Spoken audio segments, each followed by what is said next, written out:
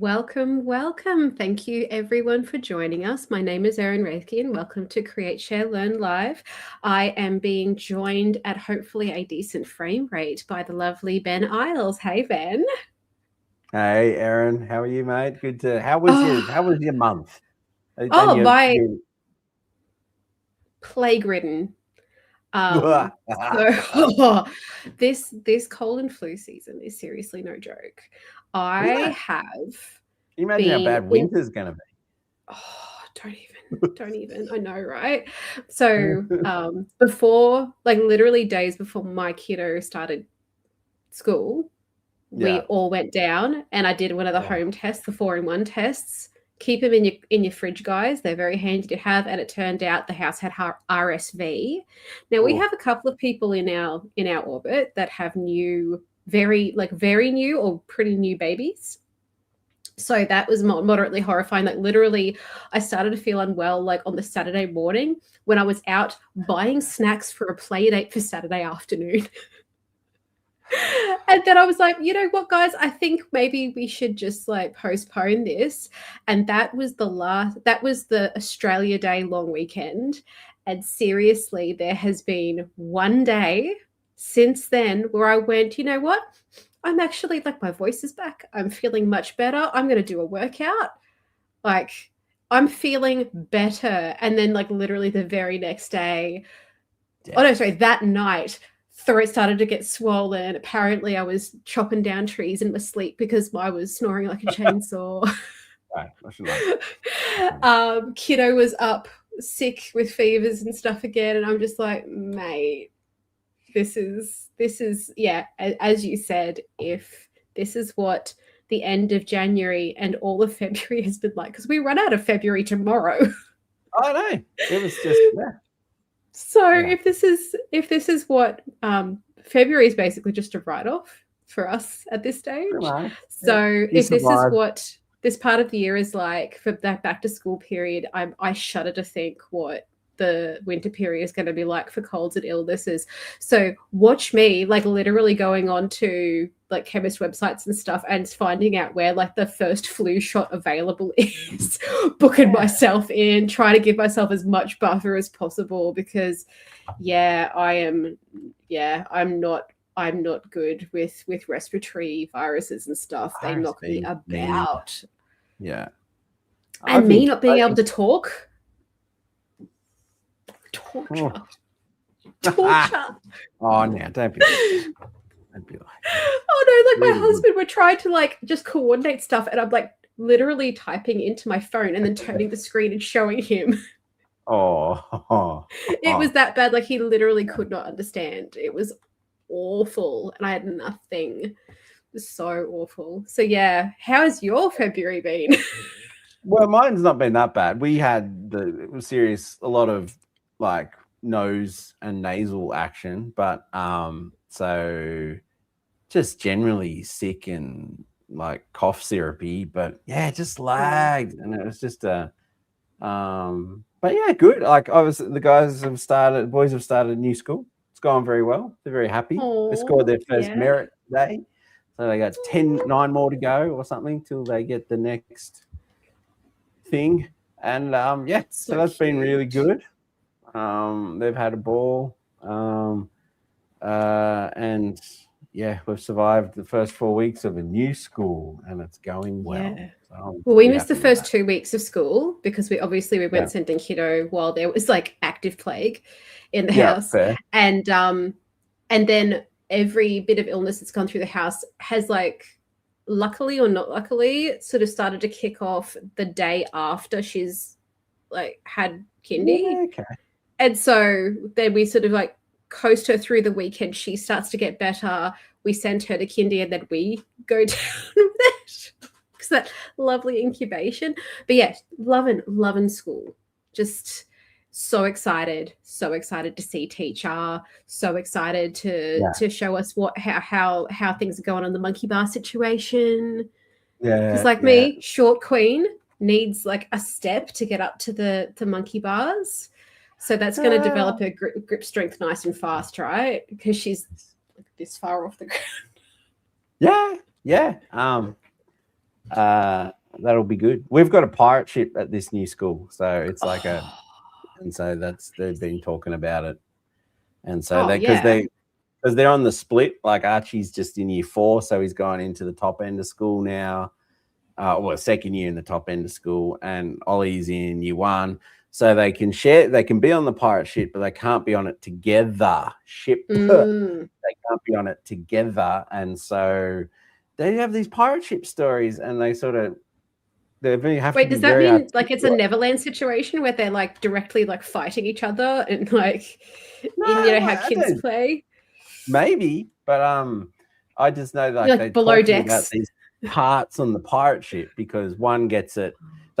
One age group plays on it at the second half of lunch, the other the first half. So literally, they're never on it together. So how do they talk about the same part? Anyway, they could send each other. They could leave each other little notes. That's in a bottle, not a bottle. No, but something like that. Not a glass bottle. Yeah. Yeah. Nice. Because that's cool. But yeah, my kiddo's favorite thing is they have to write their name on their afternoon tea bag.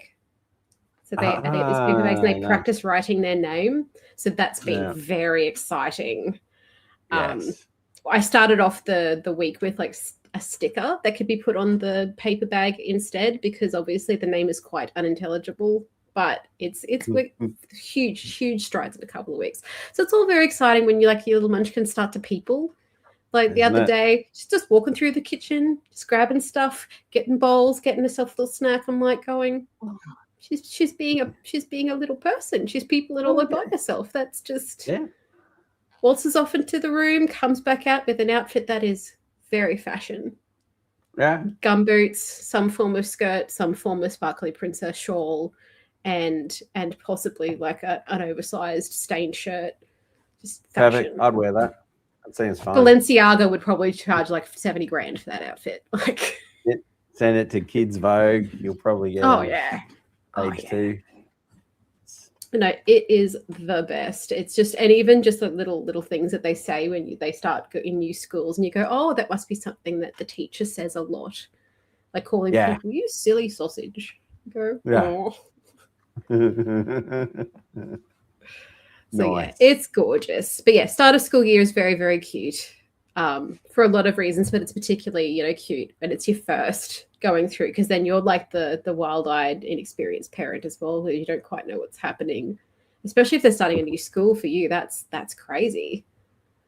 Yeah, no, we've been all right. It's a good school. And it's got a good vibe. Like if school's got a good vibe, I'm just about the vibe at school. I've been to all sorts of schools when I was traveling with Promethean, and sometimes you just know, like this is get a whiff, and it's surprising the places you get a whiff, and won't go into it, but you can get good whiffs and bad whiffs in all kinds of places, and this one definitely had a good whiff.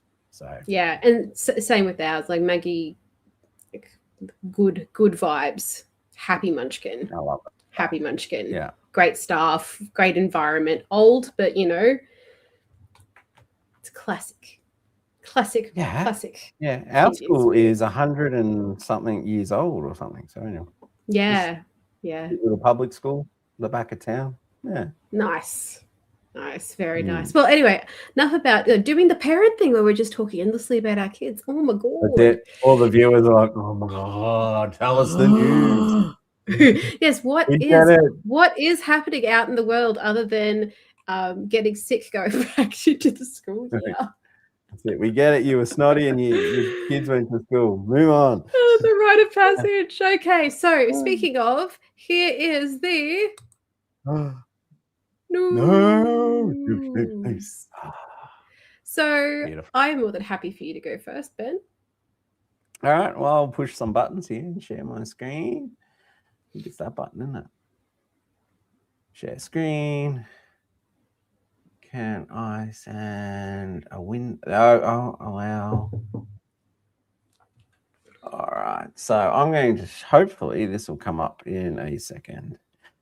I'm not in a mad rush to share this one because it's a bit depressing. Look at it.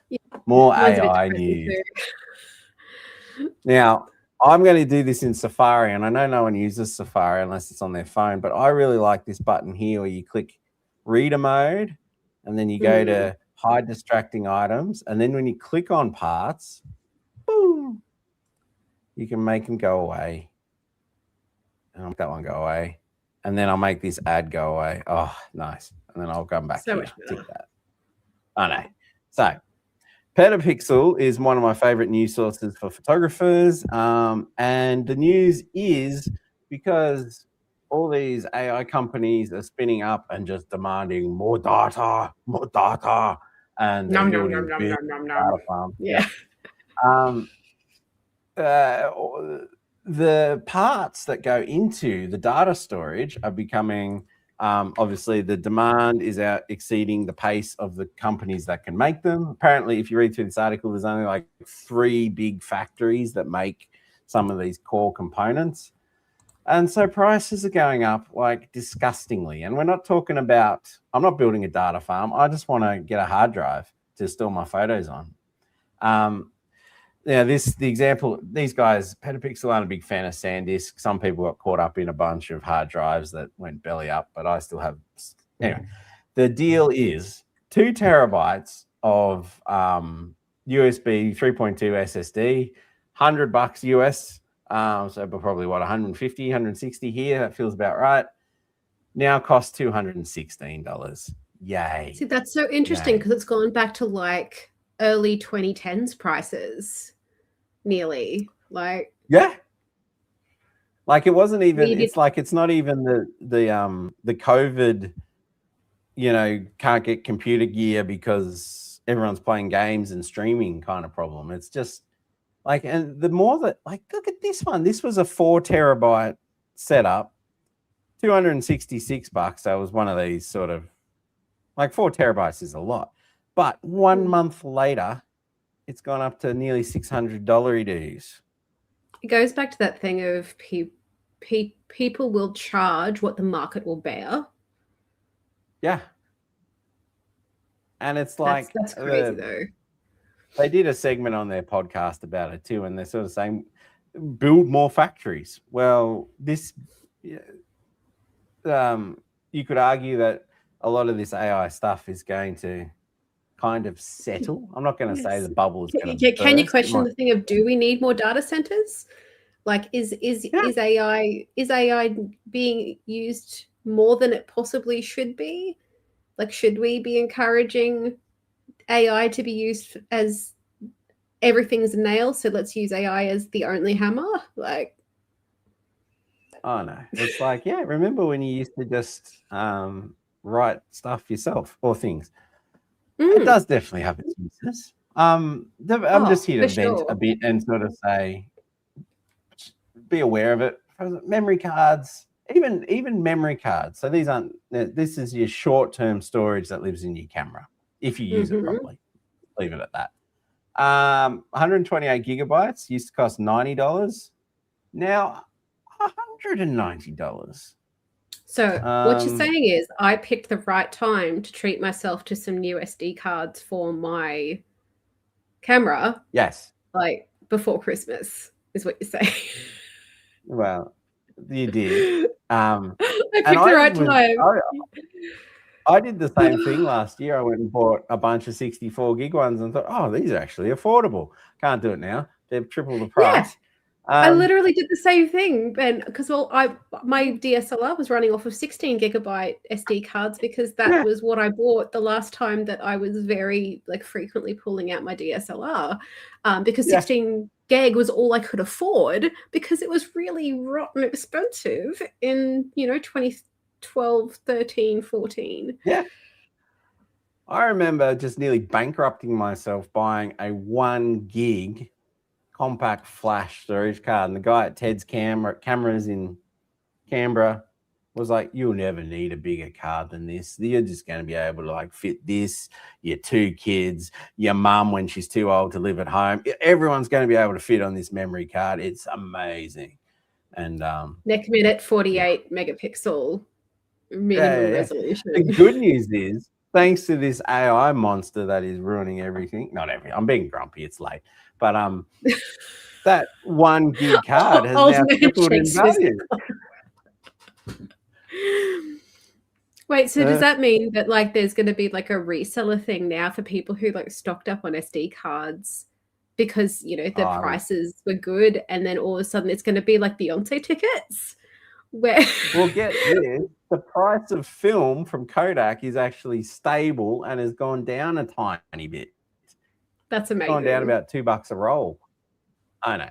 So it's like, yeah, you can't even. Well, that's because AI can't use it. Going to get it.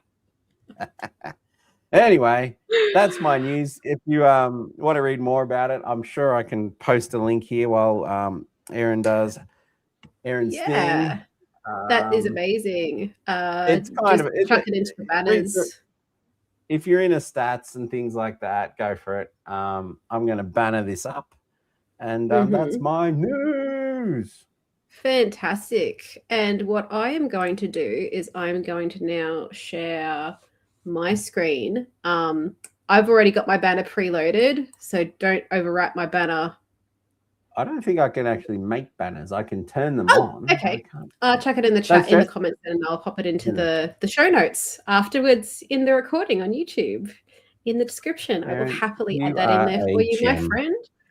Thank you very much. So what I am going to do, because I had to switch browsers shortly before, like literally like 3 minutes after we should have started. So I have to do everything again. Okay, so there we are. Now, I find, like most people, the emails and phone calls and text messages get from scammers incredibly annoying. I don't think that there is a person on the planet, and especially there's not too many millennials anymore who actually answer their phone from an unknown number. Because we just let it go, because it's like, if it's important, they'll leave a voicemail, and otherwise you save the numbers into your phone, because we get so many scam and spam calls, and so much of that is just so dodge, because your data is the biggest asset about you, and people sell your details to these massive scam factories. And this person, whose pseudonym was Red Bull at the time, was a whistleblower who was lured in by a job ad for a really lucrative role. And then when I think Mohammed Mazir got to his destination for this job interview, they took his passport, and he went, oh no. And the penny dropped that he was in the middle of nowhere in a foreign country, didn't have his passport, and they said, you will work in this. And it was basically a call center for scams.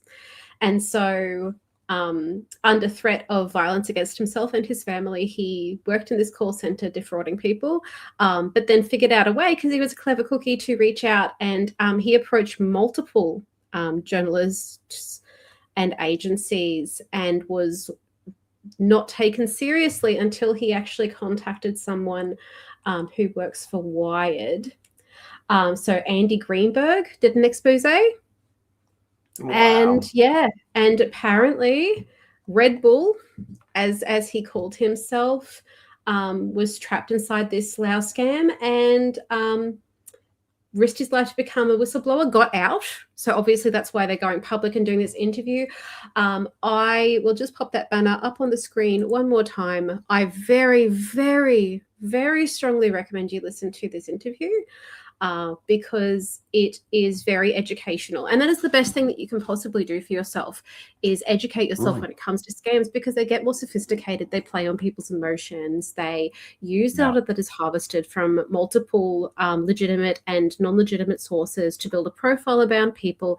And then they try to exploit their vulnerabilities to get money out of them. But then the thing that I generally do, if I ever get caught on a phone call with a scammer, because maybe I'm expecting a phone call for something else, and I answer the call thinking it's what I was expecting and it isn't, I'm never horrible to them.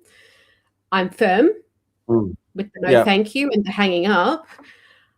But apparently it is a multi-billion-dollar industry where people are lured in by job offers and that are exploited in these work farms that inside it's like a office partitions of people just running scams.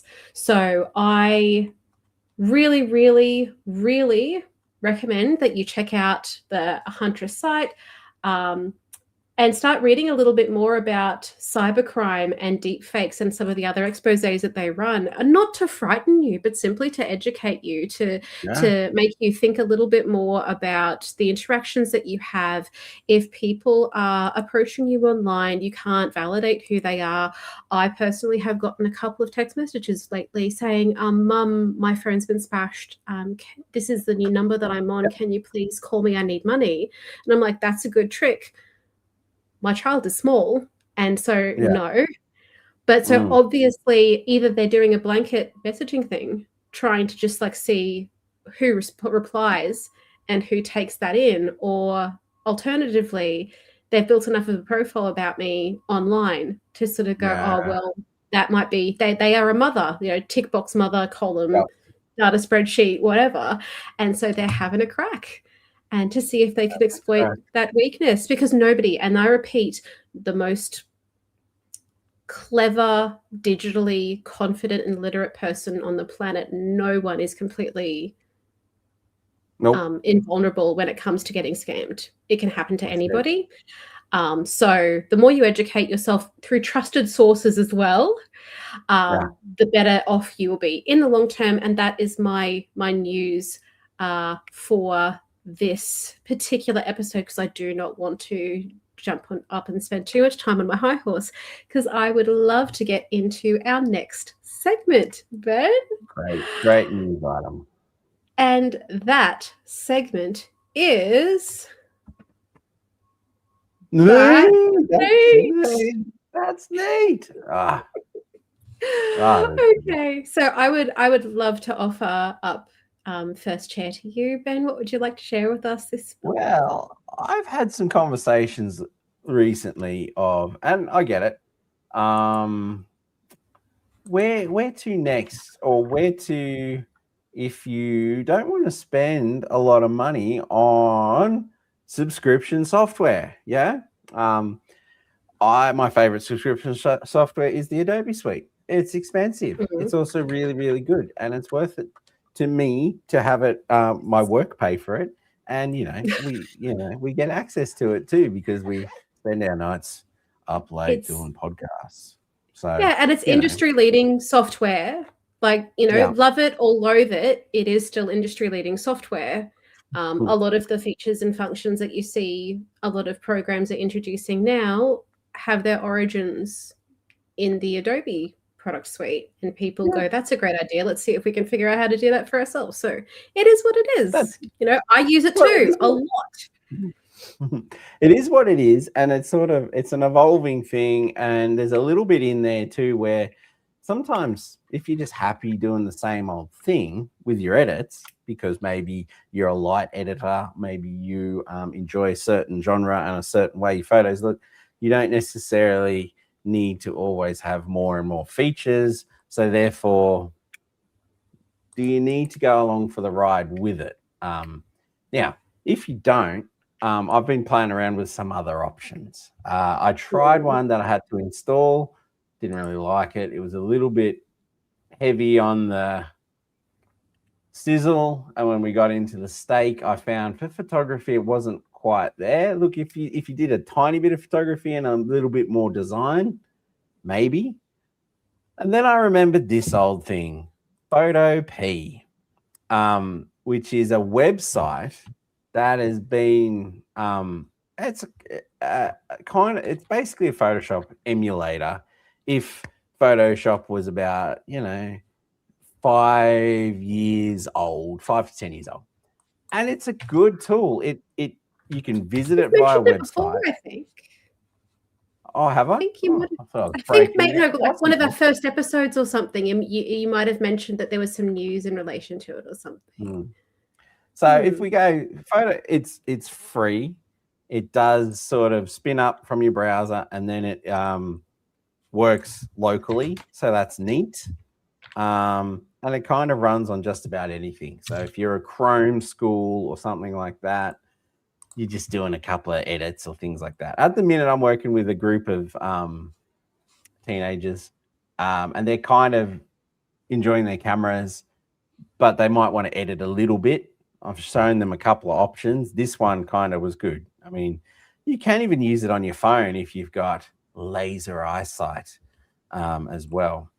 What gets me excited about it is obviously the freeness, and even if you wanted to pay a little bit, it's really, really cheap. If you pay a little bit, that's where you get your automatic selections and a few other things like that. The one click to select. You can actually get that in this version. It just wants you to watch an ad first. So you could go and make your selection, boil the kettle, come back, selection's done. We did compare that with Duolingo. Hey? That's how I use Duolingo. Like the ads, I'm just like, headphones out, put it down. Well, I can't do it here because it's how I'm sharing the tab, but you see how we get this column of ads. If you grab the browser and you pull that section off screen, it'll actually clean that up nicely too. But what's great about it is fully compatible with Creative Cloud apps and the file types, PSDs, Illustrator, design files, Figma, SketchUp, of course, PDF. Any sort of image file from like forever ago will be fine. SVGs and JPEGs, it can eat them all up and work with them. It's great. And RAW files too. So you can have a bit of a dalliance with RAW, pop them in here and still get to an editor. And that's what we'll do now. I'm just going to say open from computer. I've got a picture here. That's an Olympus RAW file here. You may not be seeing this because of how I'm sharing my screen. I'm just going to file, open, grabbing the photo. It says loading now, so yeah. And this is it. And this takes us into the RAW developer, which looks a lot like Lightroom, to be honest. And it's got a couple of versions here. It does a little bit of its own edit, or we can have the original version. And then from here, we can kind of make the tweaks to the file. Now you can see it's a RAW file. There's plenty of information in there, and we can kind of boost those shadows or pull down that sky. We can move into the color. We've got a vibrant slider. You know what I mean? We've got a lot of tools here that we can work with. We can even do some color space stuff, which is pretty cool. So if we want to take it in 16-bit, we could download as a JPEG there, or we could hit open, and it hopefully, there it goes. It's going to open into a very, very familiar space. Erin, have you ever seen an app that looks like this before that rhymes with Photoshop? Once or twice. You don't need to think. It's 9:10. We can just, so really, really cool stuff in here. We've got a layers panel. We've got our brushes and tools here. We've got a healing brush, spot healing, a bunch of really, really good things that sometimes you find yourself getting charged for. We've got a fully stocked filter menu, which is great. And what I really like about this is, like it or not, you can, if you learn the layout here, it's going to be a very similar layout to Photoshop. Maybe similarly even named tools as well, maybe. Absolutely. Like it's kind of weird that the two exist out there, but I'm kind of glad they do, because it gets people in. You know what I mean? We've got adjustment layers, we've got clipping masks, all of it's there. You can do the thing where you go and save it as an app, so it sits in with your apps. It's a neat little photo editor. It does a pretty good job for free, and it's not going to be your one ride or die app, I don't think, because it'll get you good experience. You'll probably want a little bit more. And even like, I tend to think Lightroom develops my photos a little bit nicer than this does. But if you're the occasional, I just need to edit a few photos, you're on the fence about another subscription, this is a really good gateway tool to get in there. Yeah. Photopea, come up to the filter menu, hit Camera Raw, which is basically Adobe for Lightroom. They call it Camera Raw engine, the one that powers Lightroom. And you've got all these tools in here that you can just work through your photo to make it kind of, maybe that way, to make it pop, make it work. You've got a thing, you want to do some edits. You don't want a tool that is brandishing you using AI as the only way to do things. You actually want to just have a tool that has the technical ability to do the things that you want, and it's free. Pretty much. But, it's free. Free if you're willing to watch a few ads. Lost you there. Yeah. That's all right. We're holding together. Can you hear me? Ben, have I got you back? Yeah. Yes, I'm back. Yep, now I can hear you. I got spinny wheels of death. No, that's okay. It's free. Watch a couple of ads. Get you started. If you're a teenager and you're looking at all these different things to get into, it gets expensive. Start here, and then we'll get you into the pro stuff. All right, and that is my. If you are lucky enough to, yay! Because the thing, if you're lucky enough to be a teenager who has a school that's set up that gives you a license to access stuff, that's amazing till you graduate. And then you get an option because. And then while you're in the middle, all the PSDs, all your Illustrator files, they'll all open up here. It's a really good tool to have in your back pocket. Amazing. So one more flick of the banner there, Photopea. Thank you very much. And I will jump off the screen. I don't know why, but my brain went Photopea, but it's Photopea. That's how I pronounce it. Yeah. Photopea. That actually sounds really classy, doesn't it? Come to Photopea, the land of free raw editors and tools for everyone. No, it looks like a great tool. It looks very familiar. It looks super familiar. But, that is the thing. There's only so many variants that you can have of the similar kind of tools that perform similar kind of functions. That's totally here for it. And I do love the fact that it didn't splash AI tools as like the go-to default everywhere. I appreciate that because that's the thing. Like, at the risk of sounding like old man shouting at cloud, I, as a person who uses AI tools that are integrated into workflows for specific kinds of functions, one of which I'm going to demonstrate now. Yeah. I don't like being forced to use something as an AI tool or having the tool that I used to use perfectly well, that I could do the thing that I wanted to do within 15 seconds, removed, and being told, no, there's an AI generative replacement for that. And then it takes me like 15 iterations of queries and generations to try to get it right. And it's still not right. So I end up finding the old version of the software and downloading that to be able to. I mean, I like AI when it does something I could never do or something like that. And there's a bunch of tools.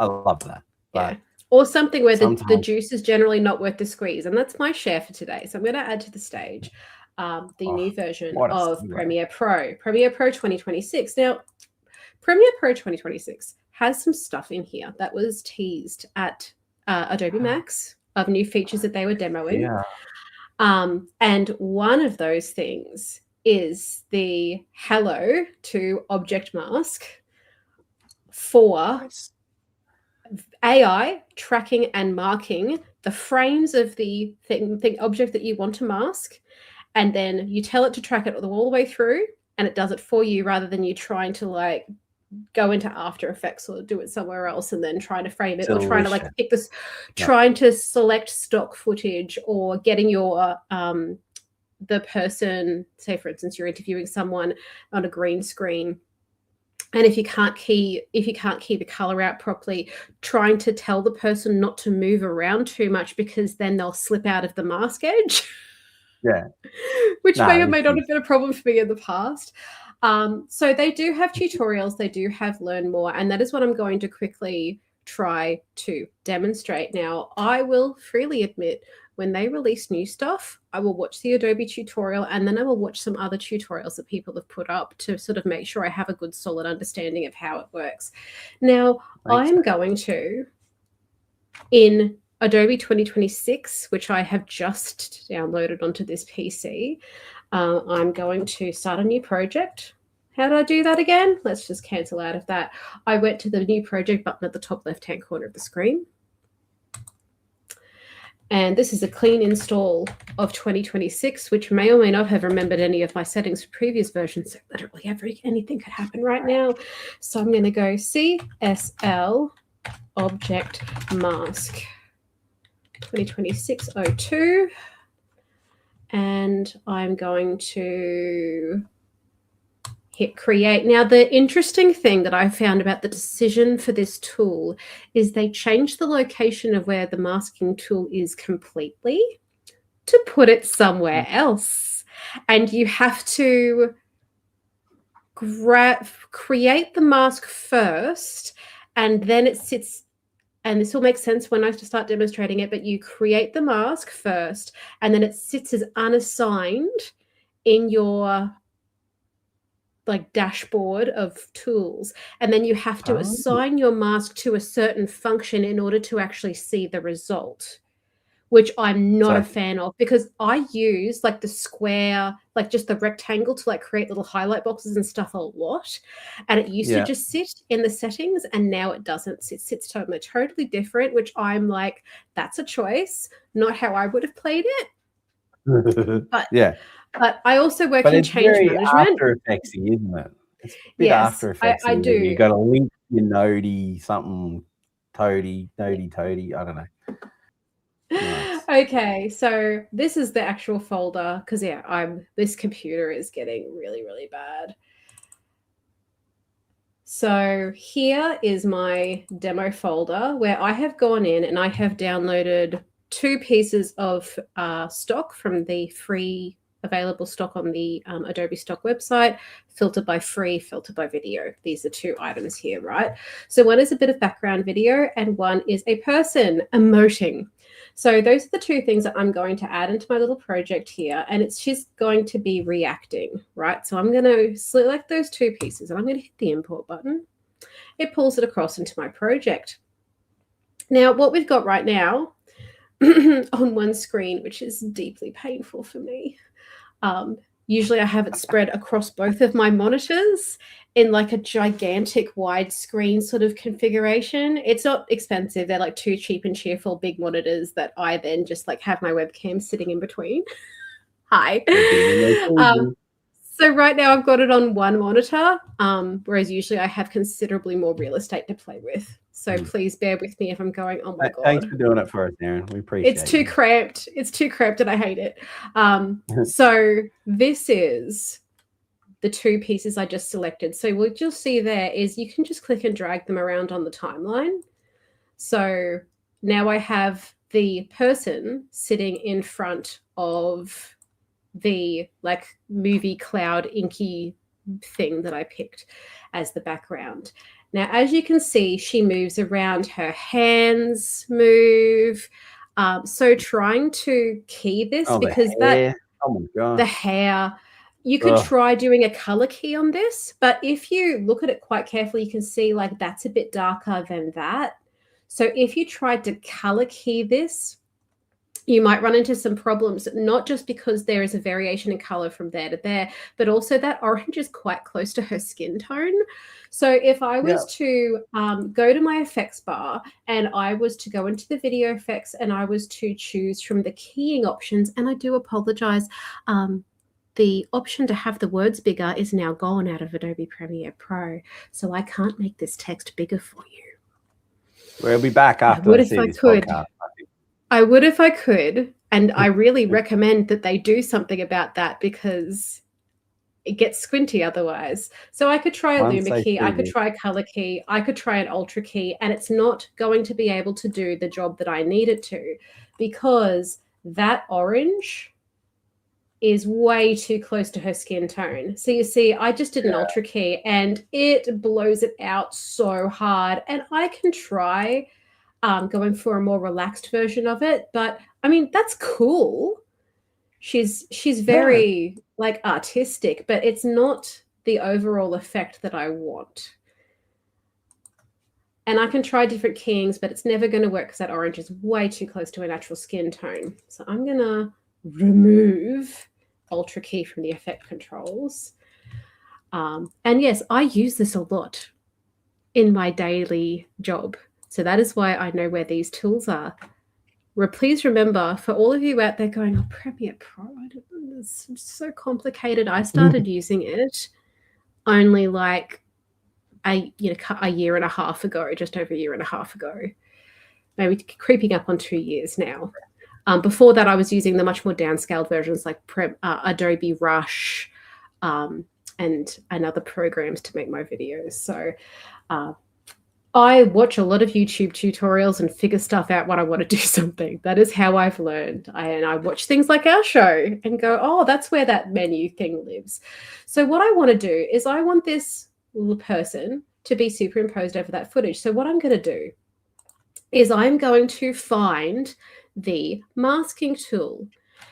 Now, you see how it says object mask, find and automatically mask objects, long press for more masking tools. When it says long press, it literally means click your left key down on your mouse and hold it for a longer than you'd think you'd have to. So let's do that now. Go left hold, and then you have object mask tool, ellipse mask tool, rectangle mask tool, which always used to live in that bottom left hand in the effect controls. That's where the rectangle and the ellipse mask tools just used to live by default. They do not now. They live up with the tools bar now. And then there's a pen masking tool. Now, I am going to choose the object mask tool, which was chosen by default. And you see how it kind of just goes, oh, it's smart. It goes, oh, that's what you want to mask, right? Like that person. Like it gets it. It kind of just understands. Then it comes up with the object mask storage. Your masks are stored externally in a dedicated folder next to your project file. To avoid any issues, do not modify the contents of this folder and always move it together with your project. So if you're about to hopefully upgrade your computer, like I will sometime in my near future, as I'm furiously saving money, and you need to copy some project files across, you may run into some interesting problems when you try to open up your files if you haven't been as diligent with pulling everything across as you might have been. So I'm going to hit that OK button. And there's my little lady. Now, I don't have any properties to choose from right now with how she works, because right now her cutout is sitting up here under unassigned masks. So instead of it being unassigned, so I can't really do too much with it, I'm actually going to grab that and I'm going to pull that object mask down under the opacity tool. Now, she's not baked because you see it's created the mask at a specific single point, right? It doesn't actually track the way she moves yet. And that's what we wanted to do, okay? Now I've moved the playhead. That probably wasn't too bright, but, we'll see. I think I matched it up okay. And so what we want to do is now I want it to actually track the selected, and you can just see it there, track selected mask forward and backwards. So I'm going to hit that button, and it's going to bake. We love a good bake. Oh, how good is that? We only just realized we've missed out on a whole season of Great British Bake Off. And so I'm now catching up on the last season of Great British Bake Off. God, it's wholesome. Love it so hard. I mean, it's so full of sugar, but it's wholesome. Yeah, just and And yeah, it is good for the soul. Most people are pretty nice in the show. There's none of that horrible catty American TV show rubbish going on. And just like this young lady in this footage, I'm excited to be able to bake this footage. Now, what I would have previously had to have done, would I have had to have done a lot of work to actually be able to track the frames. She's moving her hands a lot because she's so excited, and it's tracking it for me. So as you can see, it's giving me 1 frame per second. It's saying that there's like 2.5 minutes left of it baking and doing all of that work for me. And the worst thing that you can do when you're doing this sort of thing, and it may even be slowing down my webcam a little bit because it's using up the video cards resources, is you don't want to interfere with it too much. Let her cook. Just let her cook. Yeah. Let the software do its thing. Do not get clicky. Do not try to do other tasks. Go make a cup of tea. Mm-hmm. If your computer is a little bit more spec'd than this one was, because this computer, she had very decent specs 5 years ago.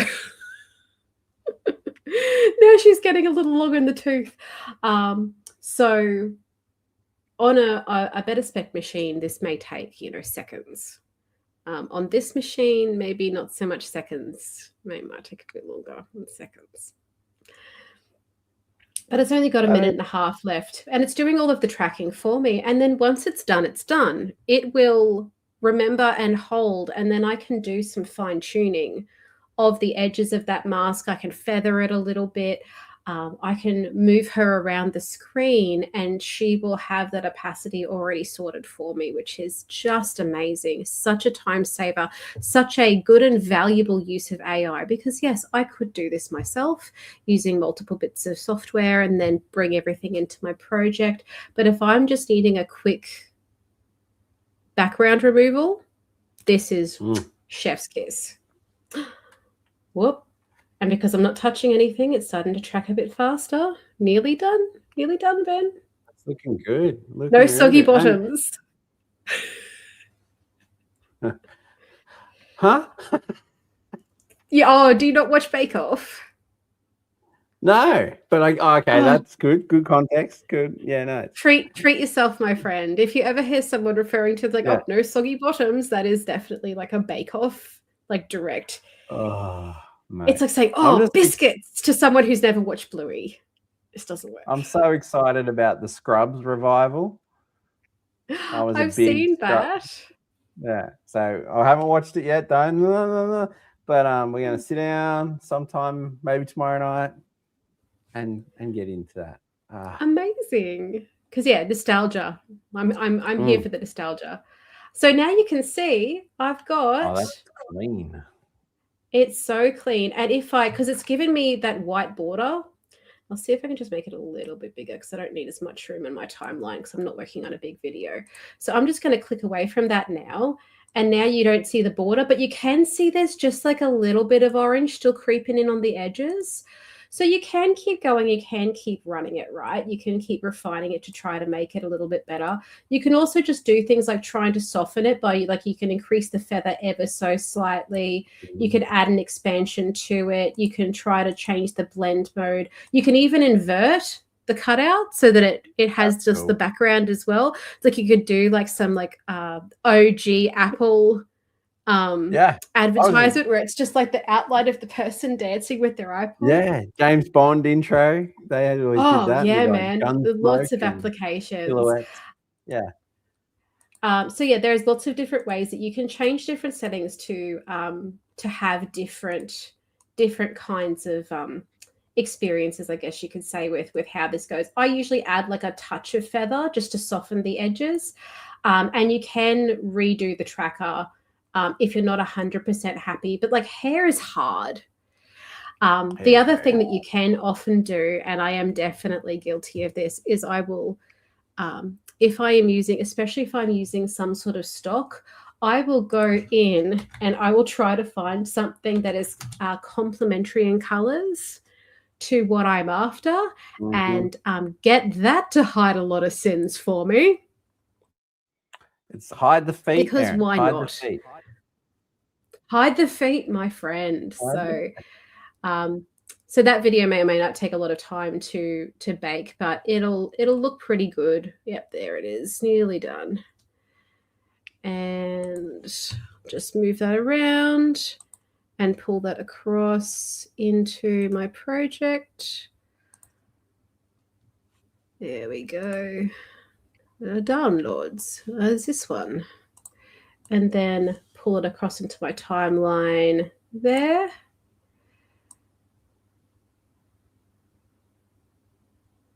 Yes. And yeah, when it has the orange already sitting in the background, all of a sudden it doesn't start looking quite as out of place, especially when you start messing with the position and stuff and you start moving things around a wee bit. There are lots of ways that you can apply this. You can layer people on people. You can have footage of someone presenting something. As I said, because like not every situation means that you have access to like a clean background environment with a green screen or something. So see the difference that is just in using like an appropriately colored background to hide the feet, hide some sins, get that effect that you're really after. So it's a very cool tool and I'm pretty happy with it. It just did my head in initially that they've put it up here instead of having it sit in the effect controls panel. But you know, I got over it. Once I actually started playing with it, I saw how much work it was saving me. I'm like, oh no, this is good. I'm a fan. Thank you very much for that. Great share, mate. Good, solid entertainment, informational entertainment. And I mean, obviously, we've got a lot of Premiere Pro users out there. And if anyone's like me who tend to use quick, sharp, and short tutorials to learn how some of the features actually work in real time, I see you. Hi, friend.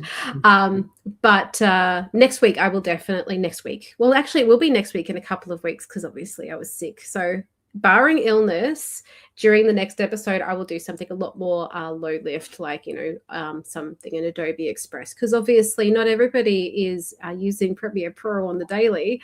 But if you are thinking about getting into it, playing with some of these new features like this is a great way to start learning, because you just need something that you got to make.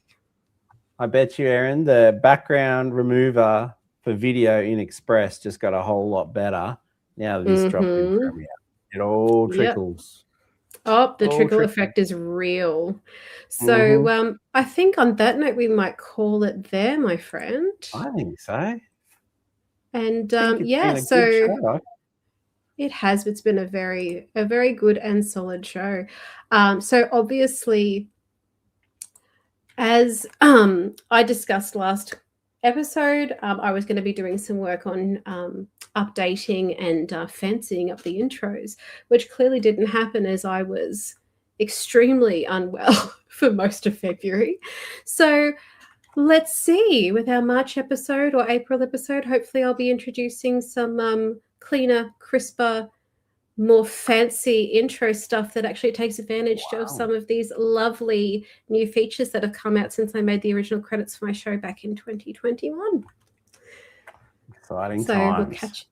We'll catch you then. And thank you so much for joining me as always, Ben. I always love hearing and learning more about all of the amazing photography knowledge that you have to share. And hopefully out there we have inspired some people to create, share, and learn. So take care, everyone, and we'll see you next time. Cheers.